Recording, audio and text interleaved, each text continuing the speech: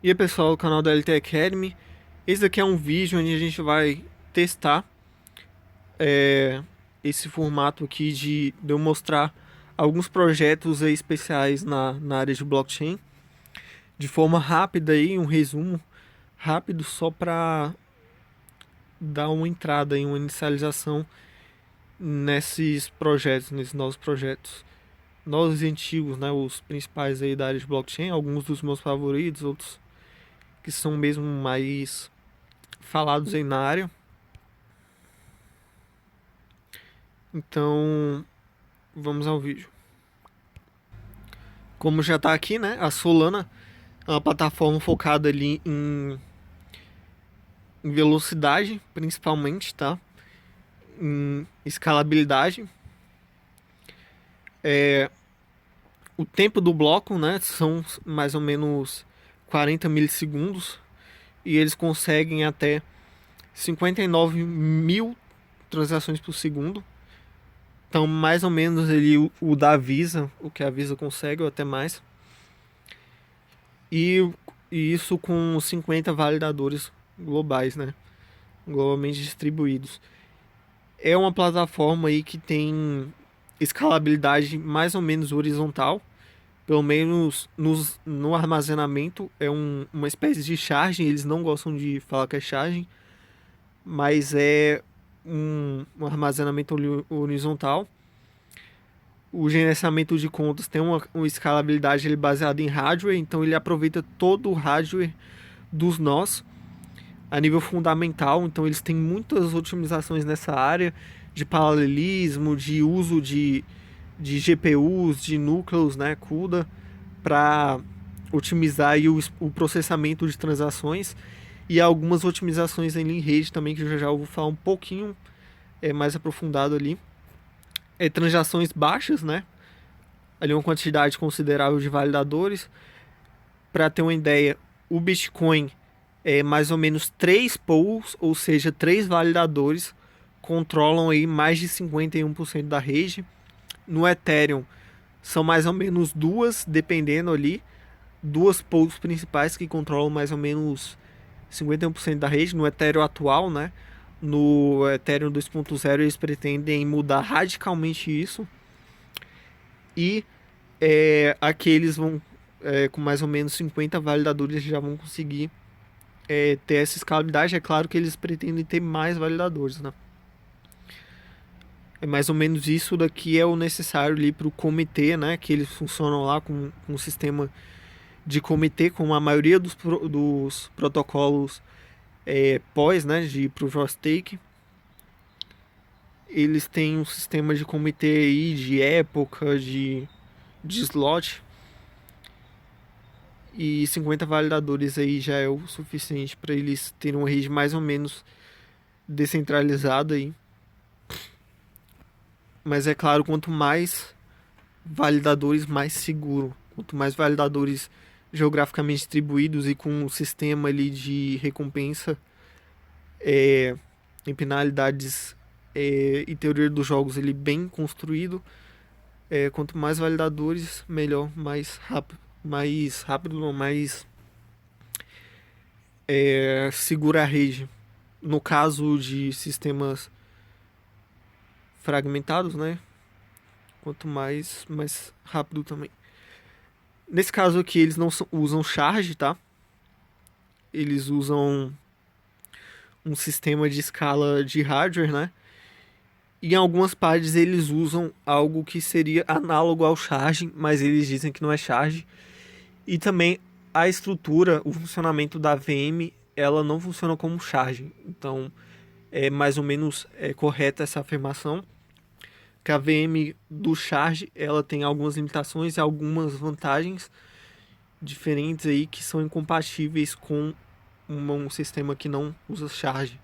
Então eles têm essa vantagem aí de poder acomodar algumas funções que as blockchains aí do futuro, algumas das blockchains do futuro super escaláveis aí não vão ter. Então é uma é algo aí a se ver, né? Resumindo essa parte aí que eu falei, basicamente como eles têm uma VM monolítica, né, que não é charge, eles vão poder abordar alguns cálculos, alguns usos que blockchains com charge, que serão aí a maioria aí no futuro, né? E que, por exemplo, a Ethereum 2.0 está caminhando para ser, não vão poder fazer. Algumas outras coisas que eles vão poder fazer, então é basicamente um sistema, um banco de dados de charge fragmentado versus um banco de dados que não é fragmentado. Então, quem mexe com banco de dados sabe bem que algumas coisas são melhores para um, outras coisas são melhores para o outro, né? Então, ela tá na vanguarda aí nesse nicho aí das VMs monolíticas aí sem charge. As inovações, são baseados aí em sete inovações, na verdade 8, né? Inovações principais, entre outras aí. Primeiro é o Proof of Story, né? Que é um pré-consenso. Então é uma espécie de relógio pré-consenso, onde todos os nós daquela época têm um consenso de como vai ser um bloco. Isso acontece também no Aragon, se eu não me engano. No Aragon não, no Algorand acontece. Eu acho que não acontece no Cardano, né? Que eles usam um sistema ali blindado à maioria desonesta, então eles não podem usar isso, mas esse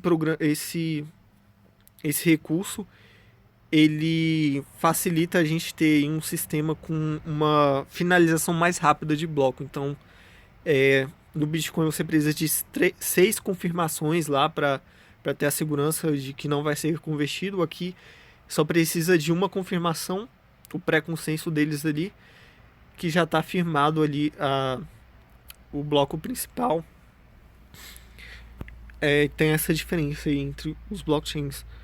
Então, mas isso também faz com que apenas 33% de validadores consigam interromper a rede, né?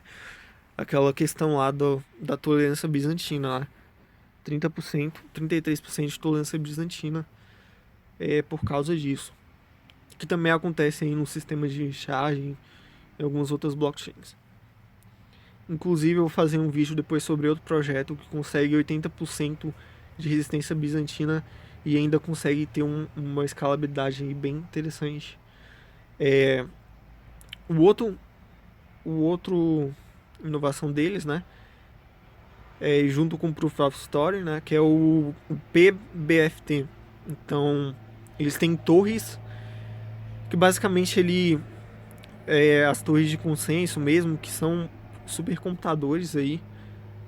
O nó mínimo aqui, ele tem que ter um hardware muito bom para comportar todos esses protocolos aí, bem otimizados.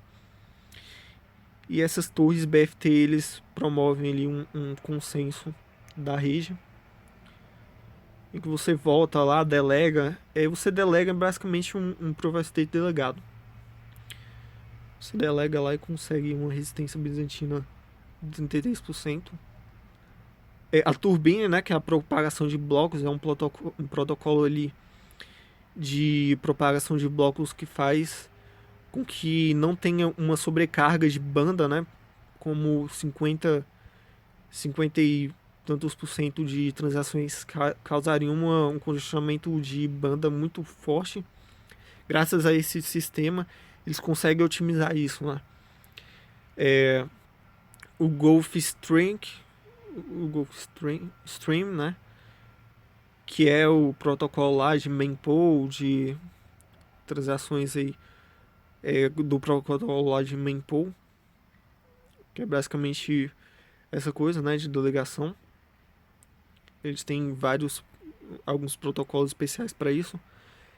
A escala de smart contracts, então os smart contracts dele, como eu falei, eles têm essa VM monolítica, mas ao mesmo tempo essa máquina virtual ela é paralela, então ela não usa apenas um núcleo desse processador, ela não é sequencial, né?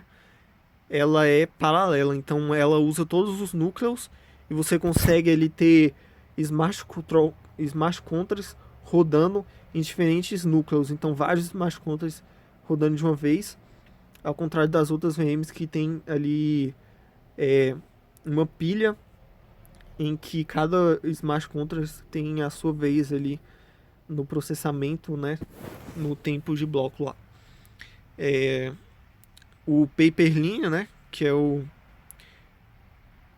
esse processamento que eu falei deles, né, que é a otimização. Eles usam lá uma otimização do núcleo CUDA usando os núcleos das GPUs para otimizar a validação dessas transações. Então tem várias transações, tanto de validação do armazenamento, que eu vou falar já já, como de contas e tudo. E para eles conseguirem validar tudo isso, ter tantas transações, eles tiveram que criar um processo ali paralelo também, de acordo com os GPUs dos validadores, e conseguir toda essa otimização aí. Cloud Break, né? Que é um armazenamento ali em memória RAM em escala horizontal entre os validadores. Então eles fizeram um monte de otimização ali, junto com os outros sistemas para poder fazer isso, né? De horizontalizar o armazenamento de contas e também junto com isso a horizontalização do armazenamento